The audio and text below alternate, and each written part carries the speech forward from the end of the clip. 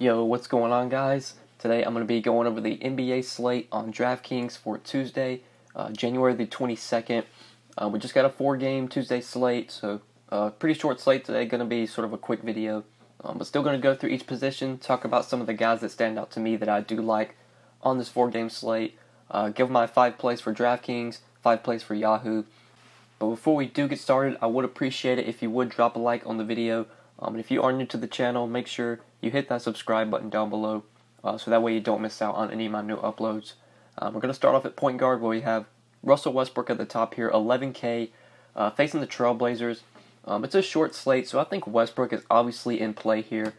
There is some value that I like as well in this slate. There's going to be value, I feel like, so Westbrook is definitely a guy I want to try and fit in. He's only $400 more expensive than Karl-Anthony Towns, and although I do really like Towns here, and I like this matchup for him against the Suns, Westbrook just feels like the higher floor play and possibly the higher ceiling play as well. Over on Yahoo, the pricing's kind of similar.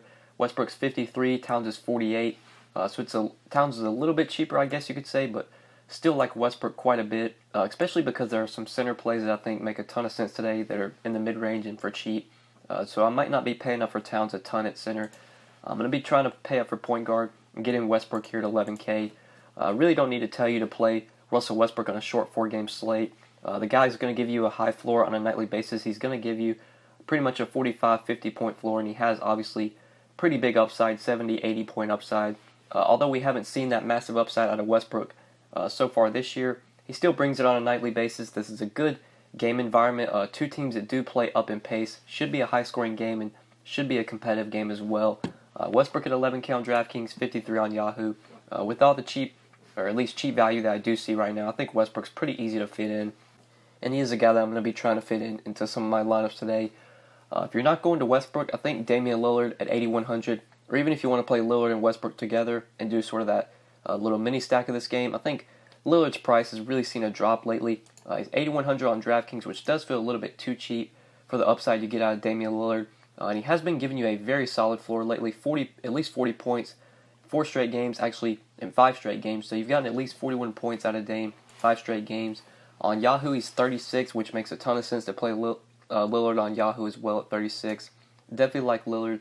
If you want to play him with Westbrook and you find the value that you like, I think you can definitely do that. If you don't want to pay up for Westbrook, then going down to Lillard at 8,100 I think does make sense. And in this mid-range, I do like DERRICK Rose quite a bit. He's really been playing well lately. In that Phoenix game when they played in their last game, Rose hit the game winner, looked really sharp. I think he played a lot of minutes as well, 37 or 38 minutes in that game against Phoenix. They play again today in Phoenix this time. We got 40 DraftKings points out of Rose in that game. I think Jeff Teague might have got hurt or injured or like an illness or something. I think he didn't play the whole game. He only played 24 minutes, which Rose obviously benefited from. But Teague's not listed on the injury report. He's expected to play, but with how Rose has been playing, I expect Rose to get big minutes off the bench. So at 6,300, he's very similarly priced to Teague. Teague's only $400 cheaper. I would just rather play DERRICK Rose at 6,300. Then going for value here, there's actually some value that I do like. I think the Clippers backcourt is going to offer us some value today. So right now we do know that Lou Williams is questionable, but it seems like he's unlikely to play.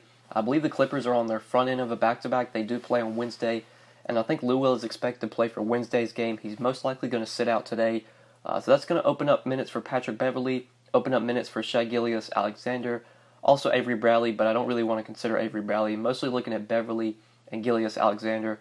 Alexander is the guy that I do like. He played a ton of minutes in their last game, even, at least the last 2 games with Lou Will out. He's played 42 and 38 minutes, 40 and 15 DraftKings points. Danilo Gallinari is also out for this game, which should open up more usage for these guys to soak up. I think if you want to play Gilgeous-Alexander on Yahoo, he makes a ton of sense over here as well at $14. Him and Beverley are the same price. I think I would rather play Beverley, but you could definitely play both guys if you do want to do that. Beverley's coming off a big game. He put up 53 fantasy points against the Spurs. He played 41 minutes, had 18 and 12 with 5 assists, 4 steals, and a block. People might chase the Beverley game, so he might carry some ownership today. But even though Gilgeous-Alexander didn't have the best game, he still played a ton of minutes, played 37 minutes.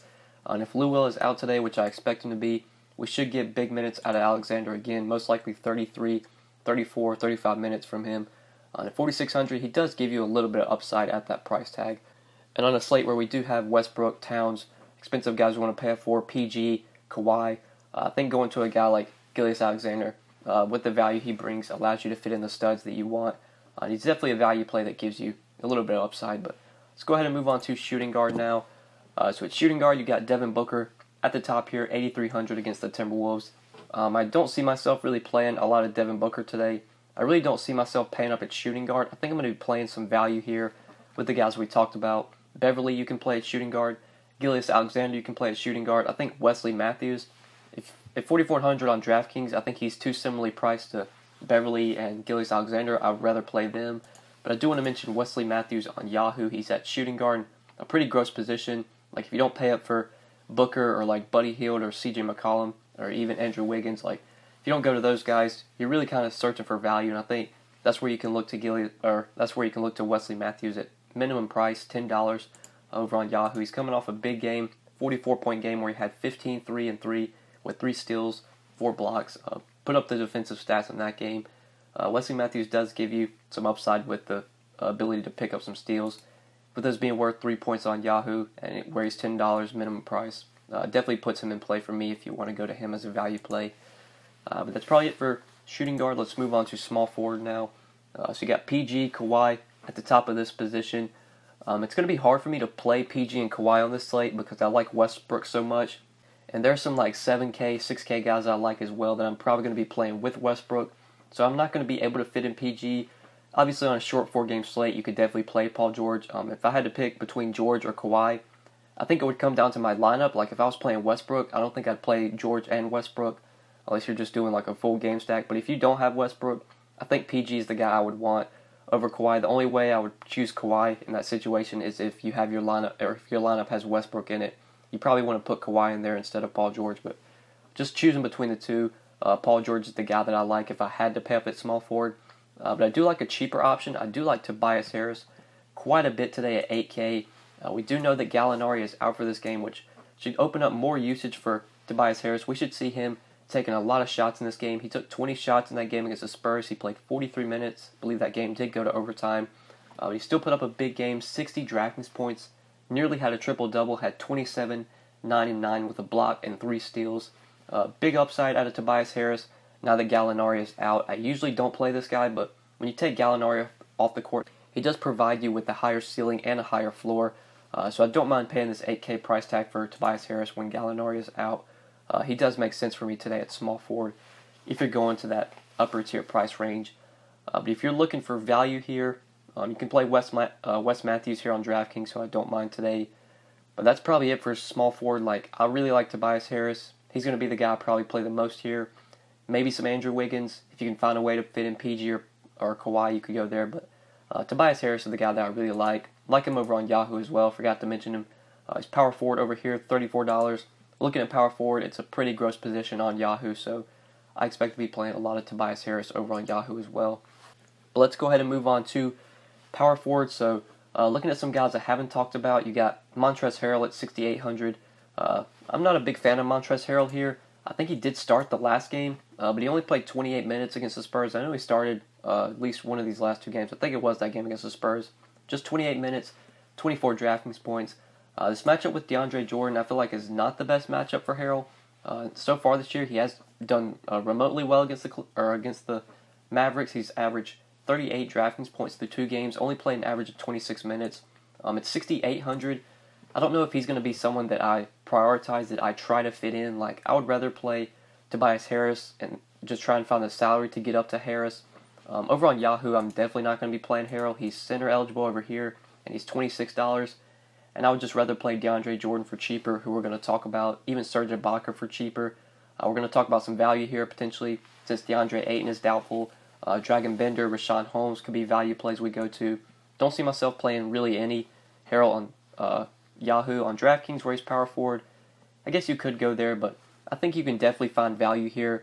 We do have value from the Suns' backcourt at power forward. Both of these guys are power forward eligible, Holmes and Bender. Right now, DeAndre Ayton is doubtful. He's unlikely to play. Rashawn Holmes is questionable. I'm going with the assumption that Ayton sits and Holmes plays, and if that's the case, then I have a lot of interest in Rashawn Holmes today. Obviously, since he is questionable, we're going to have to watch this news as the day goes on. If Ayton's out, which I expect him to be, and Holmes is out as well, then you can just pivot to Dragon Bender, who I believe is just $100 cheaper. You have 4K for Dragon Bender. He drew the start with both Ayton and Holmes out in the last game and actually played pretty well. I think he doubled in like 30 minutes. I'd expect Bender plays 30 minutes again if Holmes is out. But if Holmes is able to play and Ayton sits, I expect Holmes plays 30-plus minutes here. This is a very productive player. If he gets 30-plus minutes, he's going to be a great value at 4,100. He's very hard to avoid on this slate if he's able to go.